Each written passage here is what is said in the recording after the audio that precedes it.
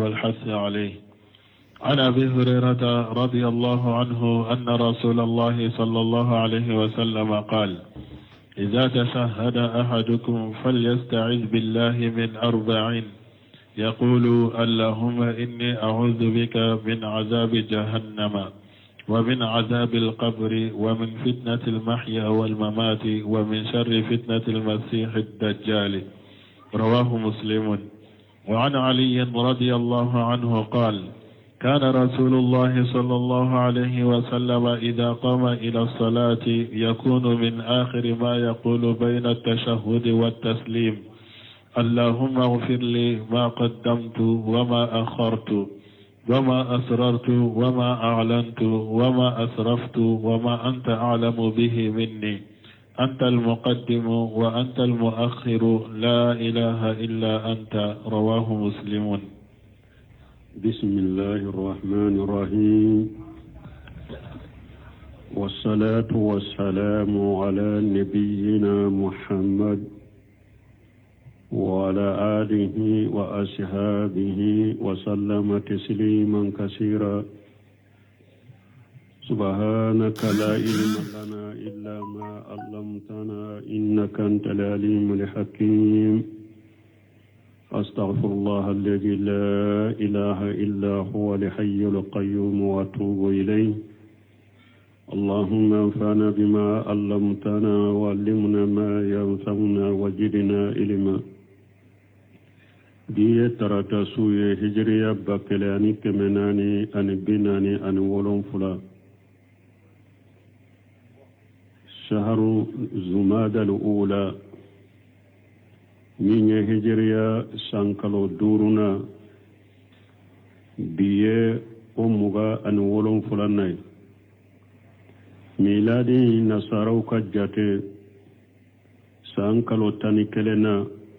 nasaraw ka jate ba fulani mugani duru sankalo tani kelena bisunye tani segina ambe dawda bu masjid ar-rajab ambo kono darasu bal hafiz an-nawawi wa ka kitabu kono riyadu salihin bonda minna ko ala ko suma fasamantia ani kallasun kata ala ko suma ma bi hadisa munun kalananka وعن أبي هريرة رضي الله عنه قد سمعنا أبي هريرة ملك جيك أبواما أن رسول الله صلى الله عليه وسلم كو ألك تشيد لك تنونا كسيباك قال تشيدنكو إذا تشهد أحدكم ندول كليا كتهيك تهيا جمع تهيا اللبا فليستعذ بالله من أرضي ika ala tanganyini akikisi kabo fenanima salim minyara kam fulay ika tahiyya niya fo tahiyya laba ika ninfo salim minye tahiyya fulay tahiyya laba ibe tanganyini ala fe ala ki tanganin fenanima yaqulu ikafu allahumma inni a'udhu bika min ajabi jahannama ibafu ala nebi tanganyini ikin kisi kabo jahannaba kalla jabama ni nye fulanna o mina ajabil khaburi mbi tanganyini ikin kisi kaburu la jabama sabana o min fitnatil mahaya wal mamati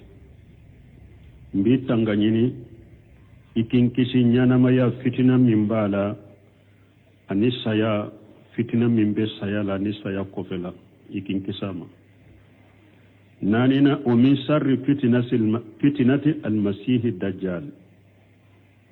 ani masih ad-dajjal fitina a fitina jugu ikin kisama rawahu muslim hadisayimbo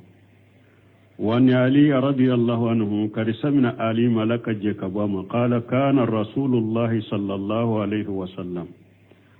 ko alaka ciden tunkera alaka taruna kisibaka ija qama ila salati yakunu min akhir ma yaqul bayna tasahhud wa taslim ko ciden tunkera na wulila kata sallima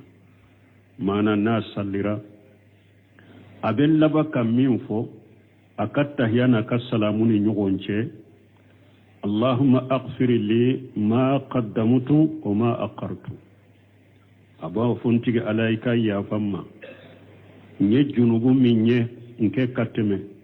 ani ma junubu min ke ikin tangankanake wa ma asrarutu wa ma alantu ñe junubu min gunda kake dibila ika yafamma ñe junubu min ke kene ka ika yafamma wa ma asrafutu wa ma anta alamu bihim minni anin dan temena junubu minna iko yafamma ani junubu min ni ala debo o donne la ni nyere tado ika yafanye antal muqaddim ala debe mogo latanye wa antal muaqqiru ala debe mogo do tokofe la ilaha illa anta bato feshi de te min ka bato e ciyani ala kelen pewte arawahu muslim ni hadisa imbo asarahu nando naybuna semenu kasarahu rahimahullah أقول ذكر المؤلف رحمه الله تعالى هاجين الحديثين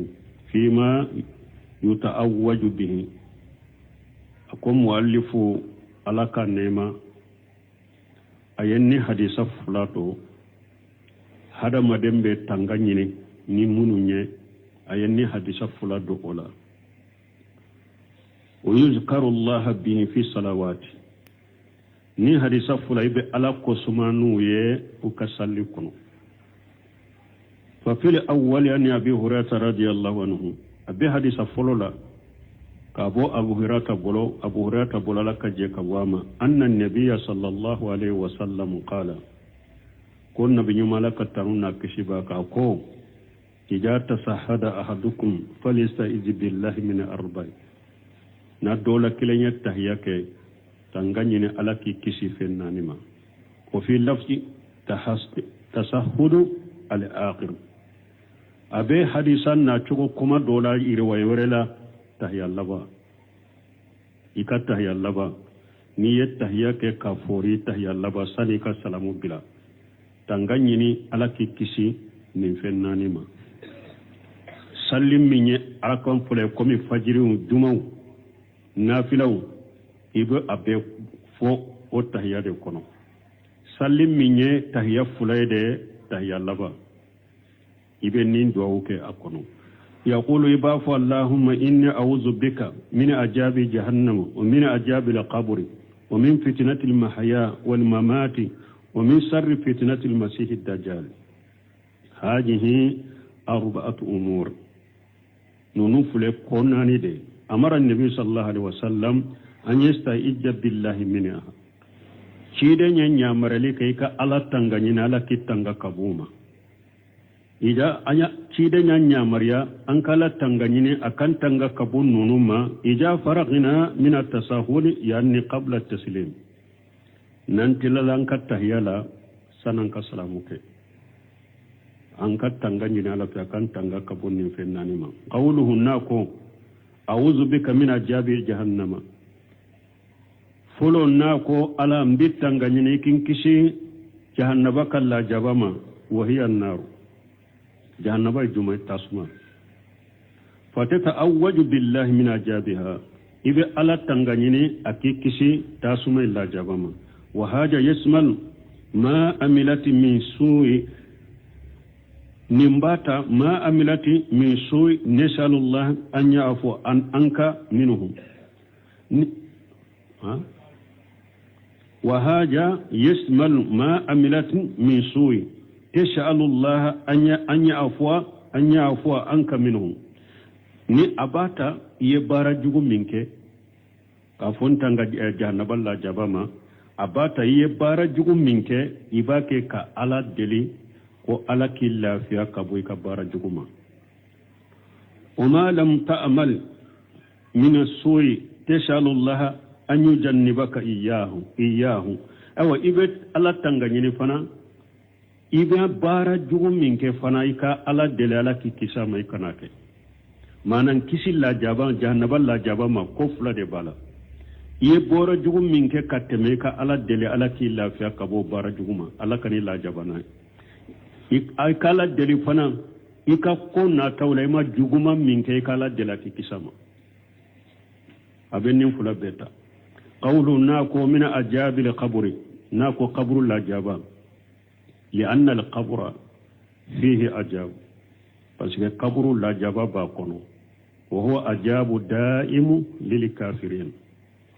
qabru la jaba yakudai de kafiruka ni kafiru ko ni donna qabru kono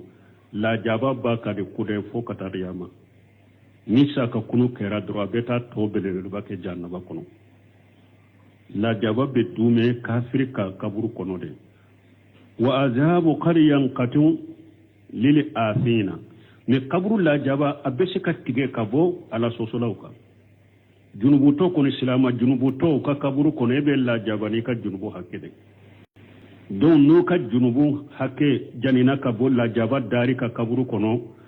ewa la jaba be se ka tige kabo eka ebe silama ala sosola be la jaba ka kaburu ko naka junubu hakede la jaba be se ka tige kabo ala sosola ka wa gadi sabata min nabi sallallahu alaihi wasallam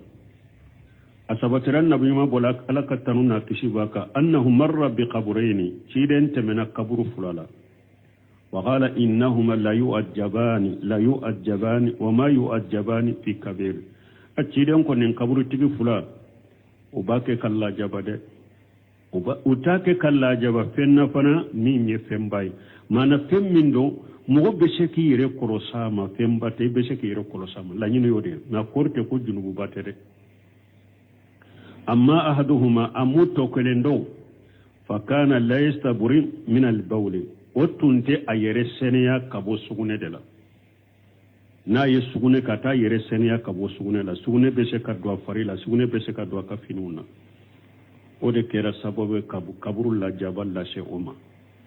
wa amal akharu to kelendeu fakana yamusi bin namimati alettum betama mo goni nyogonce ni nemema yade nemema jonye mo mi be kibariya mo ka kibariya la she nyogoma pour ka cinyali ke no nyogonce ibeta baroke nimfe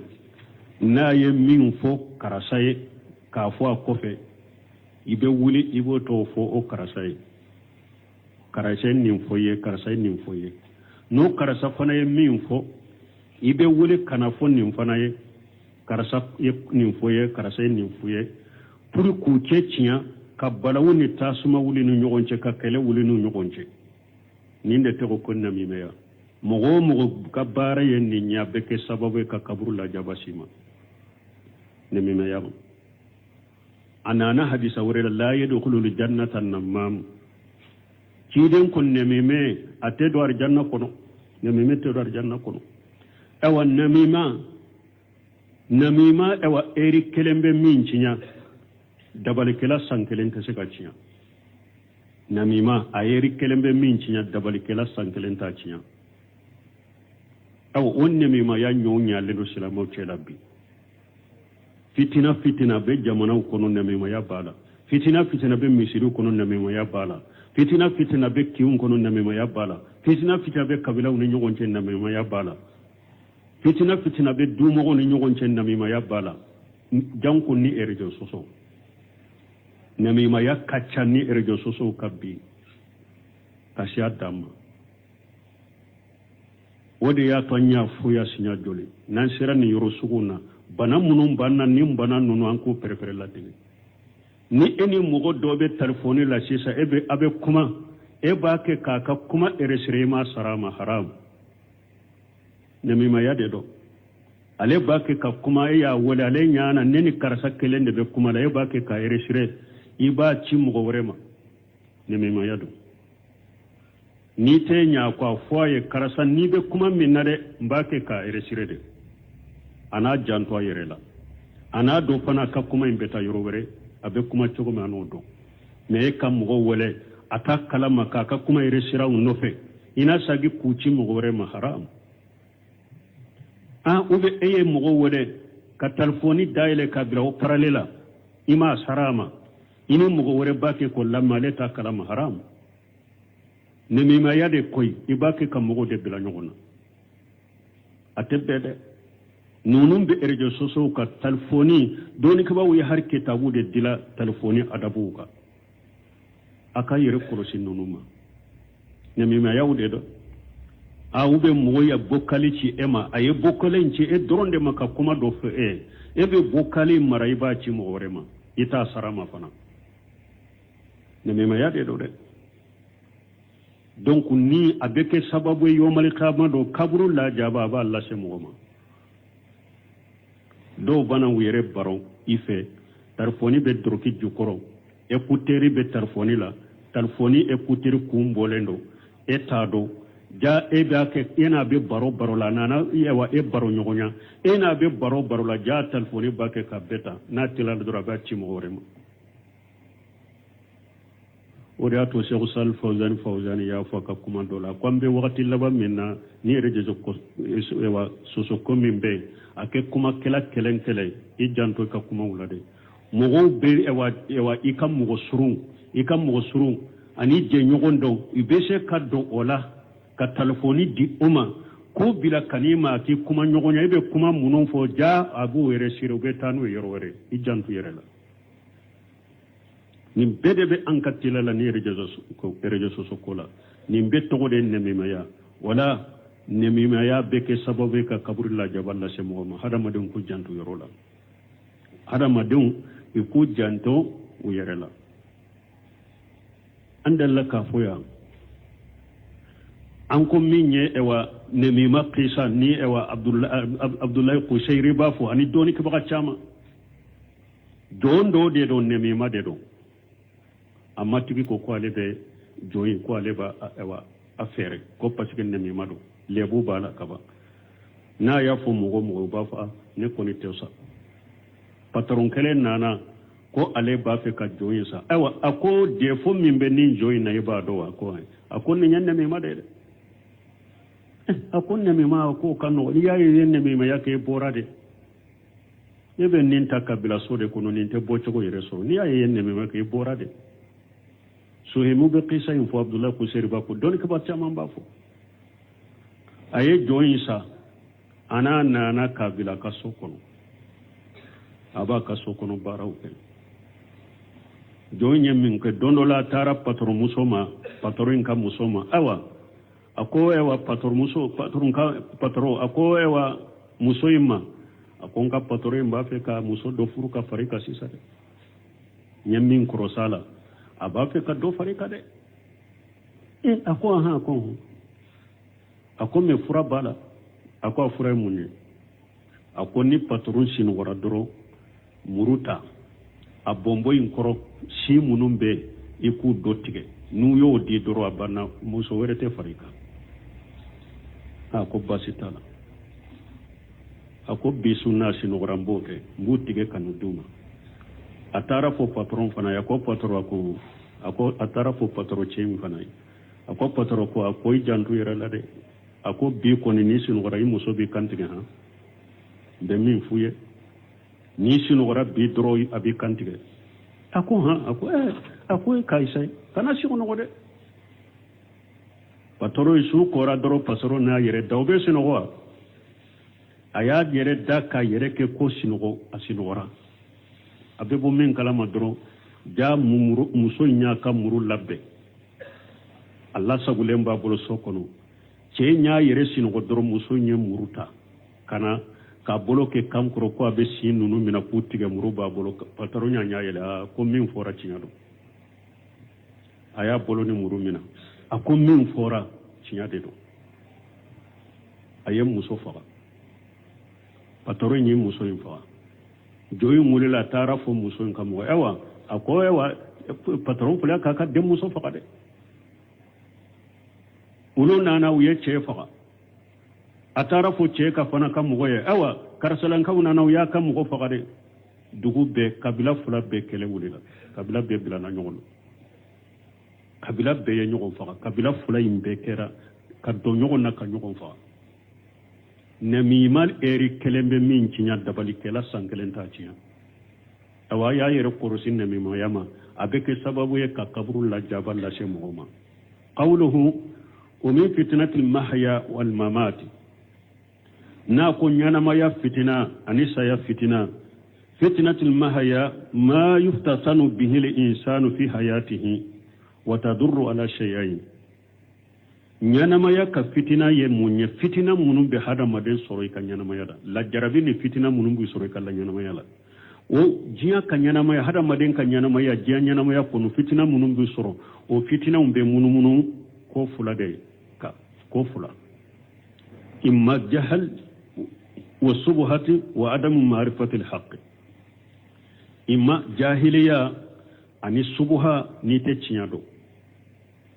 comme anye min fo kutuba kono anko jiya fitina cogo ya fuladiro fitnatu subhati wa fitnatu sahawati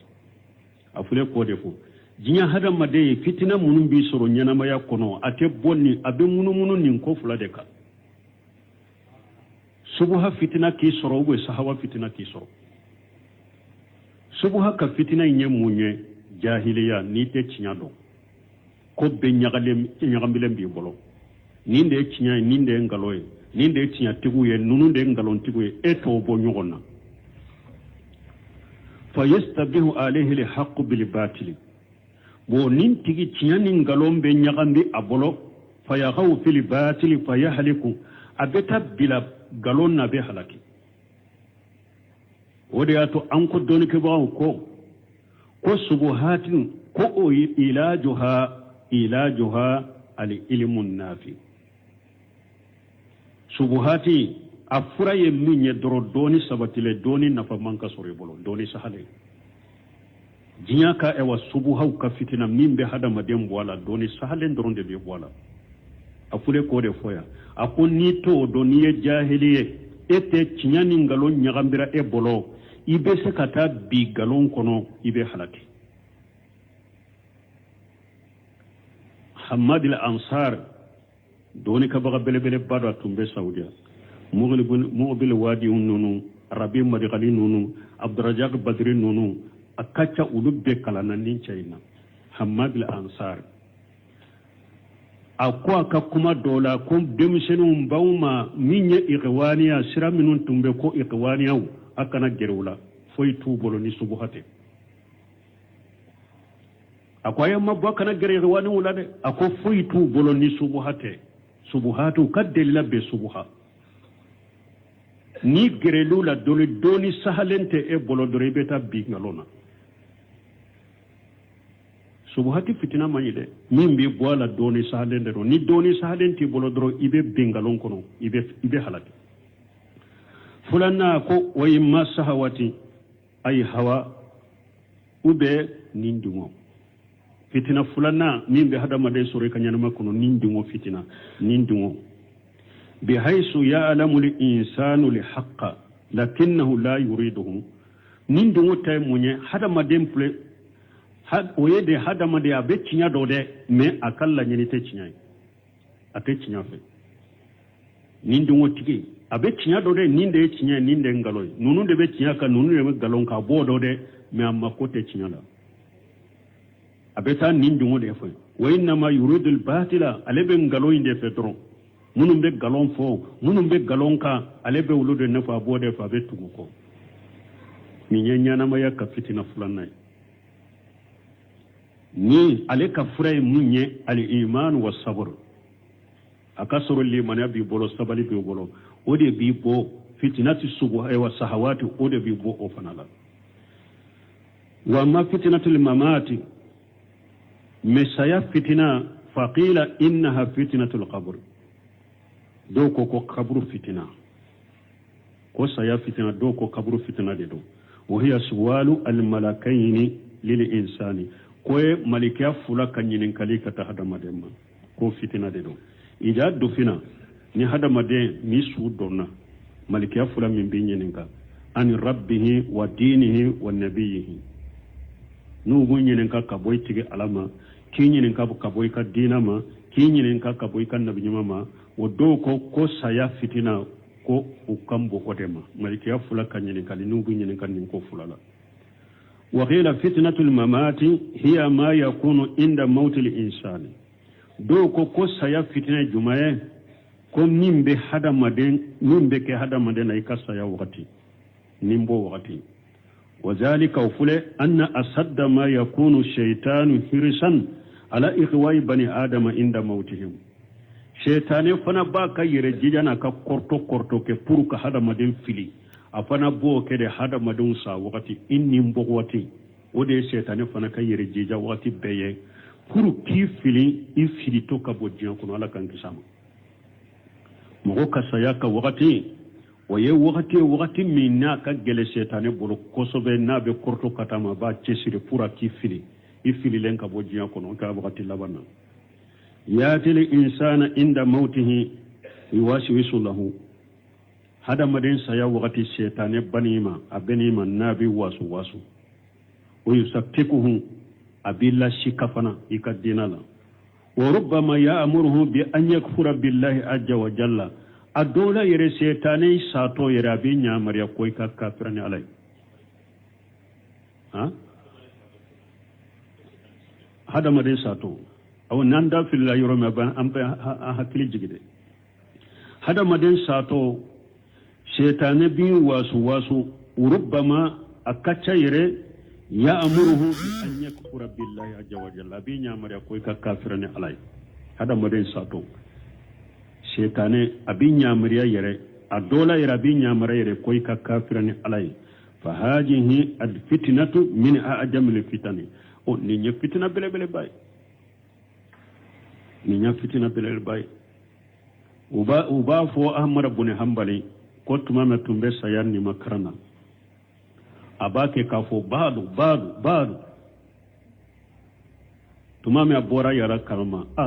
uko ahmada ma ko antumba mi lay bafo badu mundo ako shetane de nane ma ako ahmada tarakan ne da kaba tilala ne la kaba tarakan ne da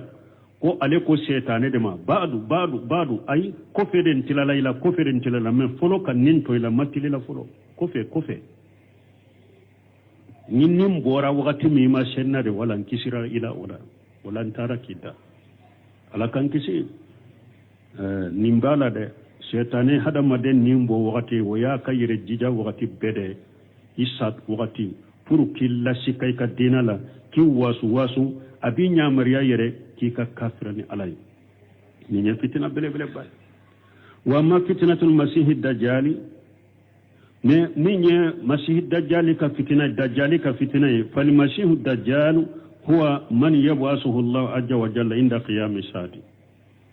مسيح الدجال يرى على بي ميمبو جيان لبا قيامة جو وقت على بي قيامة تامانشي قيامة جيان ولي تامانشي ودلا ni جيان ولي سرونيانا دي دجال بيبو رجل قبيس كجاب مكتوب بين عينيه كافر يقرأه المؤمن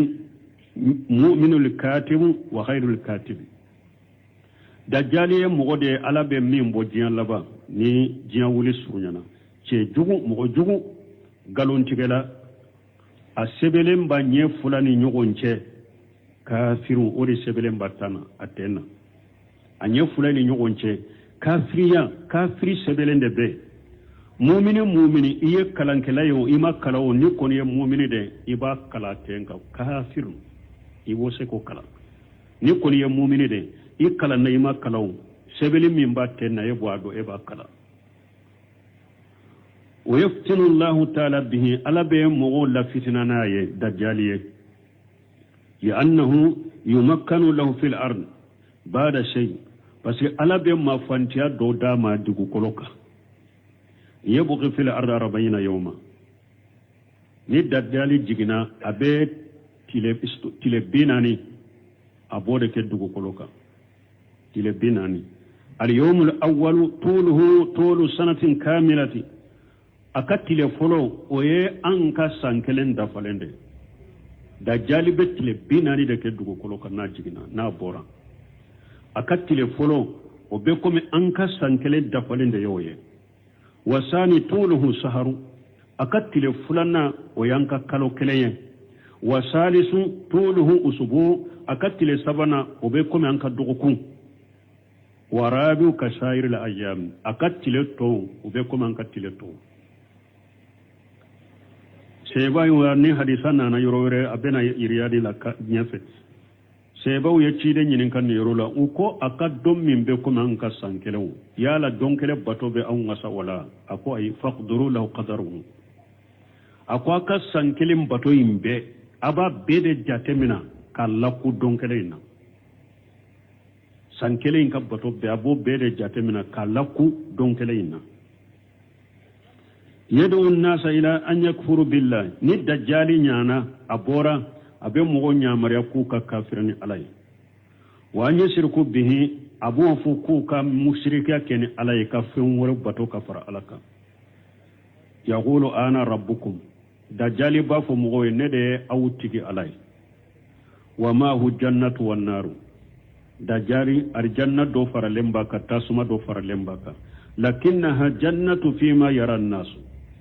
me kad dajjali kari janna munya hada madawu nye koro hada madawu nye koro de arjannatu me haqiqa la arjannate koy me hada madawu nye koro akari janna arjanna hada madawu nye koro wan naru fima yara an-nas akatta suma hada madawu nye koro wa illa note fa haqiqatu jannatihi annaha an-naru dajjali kari janna haqiqa nye tasuma de wa haqiqatu narihi annaha jannatu akata suma haqiqa munye arjanna mana ni dajjali yi trompe ko arjanna bale bolon akari janna be kay nya ko arjanna ye fanade kasoro tasuma do elli mana naye doro nayi fila kono ko yi fila arjanna kono dora be kay ma janna bade ni mogo min banna ka tuga ko ba fo tasuma bale bolon abe ke nya ko tasuma de ni e banna kalli mana na ka tuga ko abi filala be ke mar janna la jarabi de do kama jaa fil hadith an nabi sallallahu alaihi wasallam komi ona na hadisa la tugume ka bonna bi ma bolala ka taruna kisibaka fa yaqtaru an-nas bihi hada madum be marasani dajjali wa yuftatanu bihi man sha Allah an yuftatana mogo be la fitina ni dajjali ala ya kanu munun kan la fitina nay mulu be fitina ni dajjali wa fitnatuhu ajimatu dajjali ka fitina kabbo fitina ba fa inna an-nabiy sallallahu alaihi wasallam annabi nyuma la kataruna kisibaka qala ko ma fi dunya fitnatun ajam mimma bayna khalqi adama ila qiyam sa'atin khalaqun akbaru min ad-dajjal kiden ko ma fi dunya fitnatu ako fitina site jiya kono ajam fitina min kabbo depuis alaye adama da fokata jiya wuli dan fen site na ka fitina kabbo kateme dajjalika wote depuis alaye adama da fokata jiya wuli dan fen site na ka fitina kabbo ka dajjalibo wa qala sallallahu alaihi wasallam alaka ciden ko alaka tanuna kisibaka inni unjirukumuhu awa ako akamantoma ne bawu baga dajjali ma de uma min nabi illa qad anjarahu qaumahu nabi masjide te nama kam go baga ka bod dajjali ma wali haja ninde koso qassahum min bayni fitnatil mahya bi anna fitnatahu ajimatu ninde koso alaye dajjali fitina aya kere ya ka bo nyanama ya fitina la ka fo dama parce que fitina bere bado sino nyanama ya fitina dajjal fitina bo kono abo kono me munna ciden inshagira ka le dama na kere ka bo jiya nyanama fitina la ka fo dama parce que ka fitina kabbo yashallallahu an yu'ijjana wa iyyakum minha ambe ala deli ani ala kan kishi ka bo dajjal fitina ma wa hajil arba'u ni yakonaniye yajkuru hali insanu qabla an yusallima hada madem ben nin konnani ibu fo sani ka salamu bilaika tahyalaba sani ka salamu bilay ben nin konnani fo wa ikhtalafa al ulama rahimahumullah hal hadha wajib aw sunnatu doni ko baw yenyugon so sala kunema yala katangani ni tahyalaba sani ka salamu bila katanganyi nini fennani e katta yakunu yala wajibi do ube sunna do doni ke baw yo nyogon soso fa aktsaru ulama ala annahu sunnatu doni ke baga chaman tara ko sunna de do ikannu no fo wajibi tew sunna de don ikatta yalla bai katta ngani nin fennane don ke ba chaman boka wa anna al insana law tarakahu lam tubtul salatuhu ni hada maden yu toye imatta ngani ni nuye katta yalla bani ka sallite ciya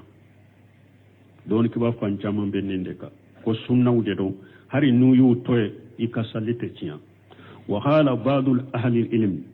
don ke ba doko innahu wajibu don ke ba doko wajibu de do ikatta yalla bay katta ngani ala fa kikisi ni fennani ma wa annahu law taraka dhalika fa salatu batilatu konnu yu foli to ika salli beciya wa alayhi an yu'idaha abika ika sagi ka sallika don ke ba dogoka ni koni sallira ikatta yalla bay matta ngani ala fa kittanga kabonni fennani ma ko ika salli beciya ika sagi ka sallika don ke ba dogoka wa qad amara ta'us wa huwa ahadun أهل كبار التابعين ابنه حين لم يقرأ هذه التعوجات الأربع أمره أن يعيد صلاته تاوس تابينو كا اوا مغباو دو دي نيني تابينا بادو دي دو أنكو تابينا يجوني منو نيشيدن كا سيباوية وما شيدن يريه سيباوية منو نيشيدن كالليمنا ناي usabatira ka fo saya ulu ye shebaw ye tabina uye munu macide nye me uye ciden ka shebaw ye ulu ye tabina uye atabi tabiina ulu macide nye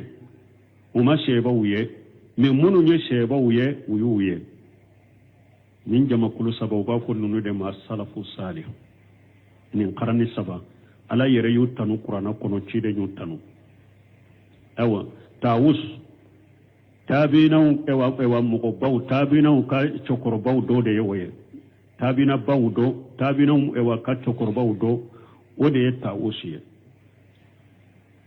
adendella ka salli ka tahiyake ka salamu bila amatta ngani ala fenini fennani tawusu ko denka saga ka sallika ni aka kuma min fulenni nye abe jumanna أخرجه مسلم كتاب المساجد ومواد الصلاة باب ما يسعد منه في الصلاة مسلم ده حديث يمو تاوس ينيا مرلك الدنيا سلرا مرتنغنين على فنين فينا أقوى كساكي سلك فينبغي للإنسان أن لا يداها أكاك هذا مدنيا إكنا نندوا وننطوي إكتا يالا بنا وأن يحرس عليها إكا قرطو كتوما لما فيها من الخير الكثير هيرا چاما من بين نونون كنو اكا هذا مدين كنا نونون تو يكا سالي لا دي ikata yalla bat anya fo chogomi sallimi nye arakam fulay ni tahya keleno afwala sallimi nye tahya fulay afo ikata yalla bana imanka nonon to ede hera chama mimbula wali alla nuwaddi bi salati ila annaha takunu batilata inda badi ahli ilmi ani ikani ka sallike na be ke salli tiya leye doni ke bawo dobolo parce que doni ke bawo dobolo ni mu ufo imatanga nyine ala fe nini fene ka salli kono salli tiya na wala ikane ta isalli ke salli tiya leye doni ke bawo dobolo wala iki janto ni fenani ay katanga nyine ala fe nuye ikata ya labana wallahu limuwaffiq وعن عائشة رضي الله عنها قالت كان النبي صلى الله عليه وسلم يكثر أن يقول في ركوعه وسجوده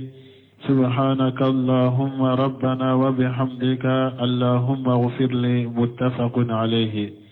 وعنها رضي الله عنها أن رسول الله صلى الله عليه وسلم كان يقول في ركوعه وسجوده سبوح قدوس رب الملائكة والروح رواه مسلم وعن ابن عباس رضي الله عنهما أن رسول الله صلى الله عليه وسلم قال فأما الركوع فعظموا فيه ربه عز وجل وأما السجود فاجتهدوا في الدعاء فقمن أن يستجاب لكم رواه مسلم وأن عائشة رضي الله عنها كرسمنا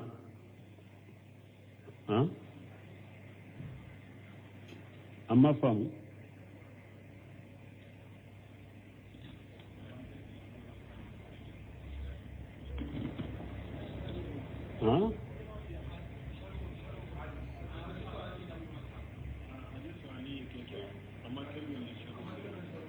uma do sarahu kono mboloya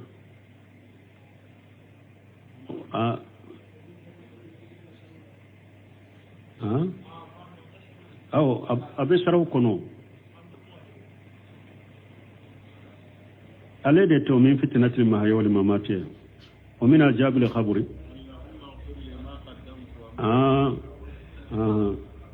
bon a fule ko fo sarahu la yoro dore la na ko anya fo anka minhu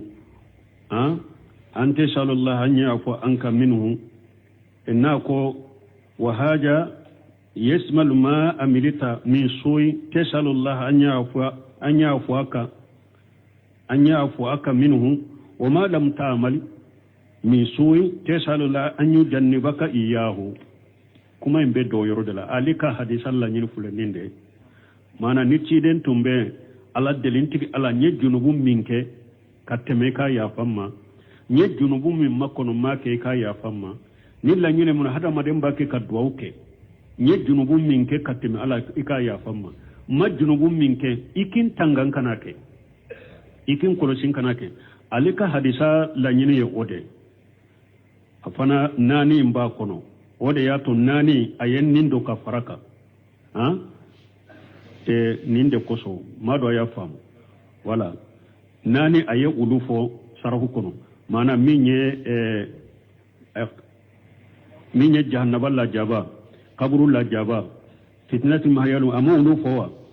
wa ko awuzu bika min ajabi jahannaba ayofo walla nyini ya na ko aba kono ika ala abe kabure wa la jahannaba la jaba katanganya na la kikisi jahannaba la jaba aba kono iye junubu minke kateme ibe ake kala deli ala ki lafiya kabwama junubu min nima ke ba ke kala dela ki kisama aye kuma indo yoro dela wala kuma la nyino yoro de donc mi ma faraka na ko obe nye antal muqaddim wa antal muakhir la ilaha illa anta o fana be sarhu esgo be sarhu kono antal muqaddim wa antal muakhir donc ala debe mo la tanyanyo fo ala debe mo to ko fe bo pato fensite ni e alate donc ni mo ko ni en fana famu dro illa fi ray kan nyana mo yakuno ka fu e yere te se ka e yere la tanye ide ite se ki yere la tanye mo te se ki la tanye e yere te se ki yere to ko fe mo te se ki to ko fe ka hada madel la tanye ki ke mo ni be tanye ala de boke ka mugo to kofe fana la de boke ete se ka mugo la tanye ete se ka to kofe ni yen nim fana famu dro e min yen nim famu illa fiara katanye obe ale katanye obe ala de bolo e ka to kofe obe ala de bolo asabu be se ka ki yere wala bara nyuma uni few me mugo te se ka te e la tanye mugo te se ki to kofe tawhid be sabati bole hakili siglembe to ka nyana ma yakuno ni e fana min be mugo nye e wa nyanyi ni la ni yen ni ndobe mugo nyanyini ni dabila parce que ni eko funne ka ke sababu en kan nyanyini ni de ke kabara de ke kado soma ula kado mori ula kilden la tanye ni ala ma la tanye be saka la tanye ni e donna soma ula donna doma ula karasa ka de fonku la ko to ko fede ou ben ka fo bara o de ke fo karasa ka to ko fede e be saka to ko fea ete yoyo anta al muqaddim wa anta al muakhir ala debe mo la tanya ala debe mo to ko fe ni hada madon yen kuma famu doro nunu mina bisukun kono idara wala doro ko banay bolo illa fi alen debe nyana maya ibisukun la fi alay la ilaha illa anta bato fen site min ka bato ciani e ala kelem pewte aisha tuka hadisa radiyallahu anha qalat kana an-nabiy sallallahu alaihi wasallam yuksiru an yaqula fi urkuhi wa sujudihi ko tiden tumba fo kacaya aka kumbele mina duwawula anaka sujudu duwawula subhanaka seniya be e alay allahumma antigi ala rabbana antigi ala ya allah rabbana antigi ala wa bihamdika ni e alaka tanuniye allahumma ighfir li alayka ya famma ciden tumbe nin duwawu fo aka kumbele mina la nin duwawu atumba fo ka sujudula subhanaka allahumma rabbana wa bihamdika allahumma ighfirli ciren tumbe nin duwawu fo ka rukula ba fo ka sujudula وعنها رضي الله عنها كارثة من أنبائشة ملكة جيكابواما أن رسول الله صلى الله عليه وسلم ko alaka tira laka tanuna kisibaka kana yaqulu fi urukuhi wa sujudihi kiden tumba fa kumbele mina duawula anaka sujudu duawu subuhu qudus rabbul malaikatu wa ruh subuhu ala esene yalendo qudus